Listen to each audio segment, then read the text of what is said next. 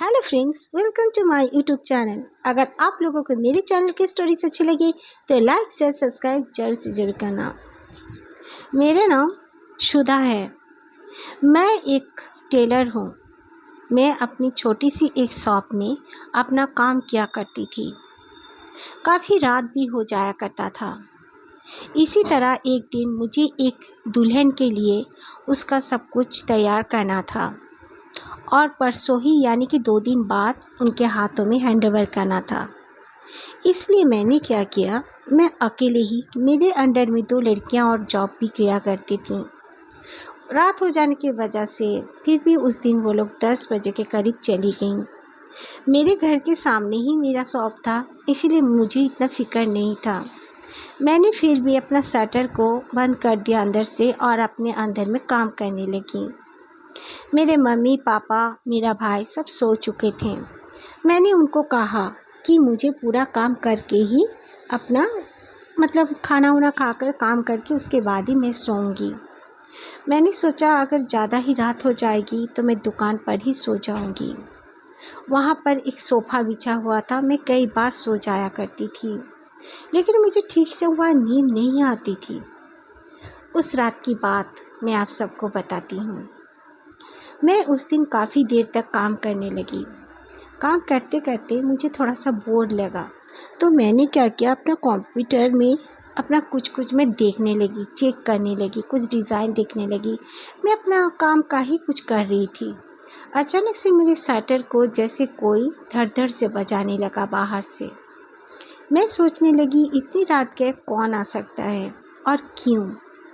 तो मैंने सोचा कि कोई चोर या कोई बदमाश तो नहीं है और मेरा लाइट ऑन है बोलकर आस पड़ोस के कोई लफंगे लड़के मुझे परेशान तो नहीं कर रहे हैं, ऐसे क्यों पूछ रहा है कोई। और हाँ, हमारे वहाँ पर रोज़ एक चौकीदार चाचा भी इधर से उधर वो पहारा भी दिया करते थे, लेकिन उस दिन ना जाने क्यों मुझे चौकीदार चाचा का कोई सीटी का आवाज़ भी नहीं आ रहा था। 2-3 दिन से ही चौकीदार चाचा बिल्कुल एब्सेंट लग रहे थे। फिर मैं सोची कि मैं अंदर जाके मेरे भाई को, मम्मी पापा को बुला के उसके बाद देखती हूँ कौन है। लेकिन फिर मैंने सोचा नहीं, छोड़ो। फिर मैंने एक बार सोचा कि घर का जो हमारे अंदर और बाहर होने के लिए मेरे पास में एक हम लोग का डोर होता था, एंट्रेंस डोर था घर के लिए, और मेरा शॉप का अलग ही, लेकिन बिल्कुल सब एक साथ ही था, लेकिन अलग से ही शटर ओपन करने से मेरा दुकान खुलता था। तो फिर मैं सोची मैं बुला कर लाऊं या नहीं। तो दुकान के अंदर से भी मैं घर के अंदर जा सकती थी, ऐसा ही बनावट था मेरे घर का। तो फिर मैंने सोचा छोड़ो, कोई भी हो, मैं अपना काम करती हूँ। फिर शटर में धड़-धड़ की आवाज़ बंद हो गई। मैंने वहाँ ध्यान देना भी छोड़ दिया। फिर अचानक से बजने लगा। अब मुझे बिल्कुल गुस्सा आ रहा था। मैं अंदर की तरफ गई तो मैंने देखा कि मम्मी पापा तो बिल्कुल सो रहे थे और मेरा भाई जो कि हॉल रूम में ही टीवी देखते देखते टीवी को रिमोट से ही बंद करके वो सोफे पर ही सो रहा था।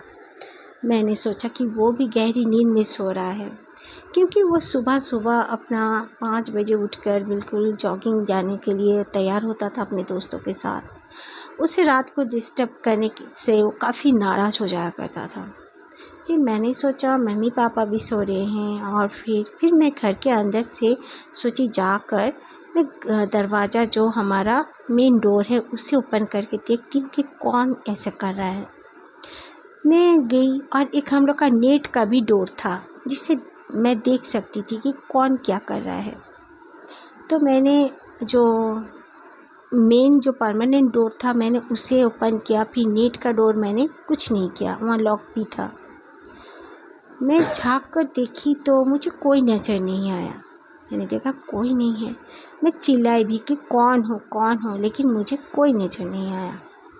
फिर मैं चली गई अंदर। सुबह मैंने मम्मी को ये सब बताया।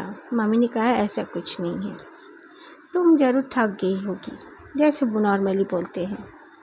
फिर धीरे धीरे 2 से 3 दिन हमारे साथ ऐसे हुआ। मेरे पापा भी ये आवाज़ सुने, क्योंकि मैं उस दिन काम भी नहीं कर रही थी, मैं अपने कमरे में सो रही थी। पापा ने भी कहा, बाहर जाकर देखा लेकिन कोई नहीं था। फिर हम लोगों ने डिसाइड किया कि हम सीसीटीवी लगाते हैं। और हम लोगों ने लगा लिया।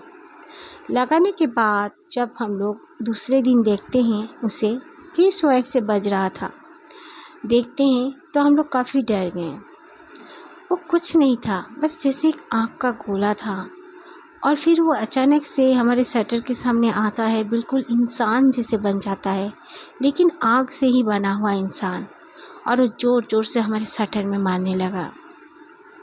फिर मैं तो काफ़ी डर गई उस चीज़ को देखकर। मेरे पापा बोले क्या चीज़ है? हम लोगों ने कुछ समझ नहीं पाए। पापा ने पड़ोसी के एक अंकल थे, उनको भी दिखाया। उन्होंने सीधा कहा कि पुलिस को बताओ।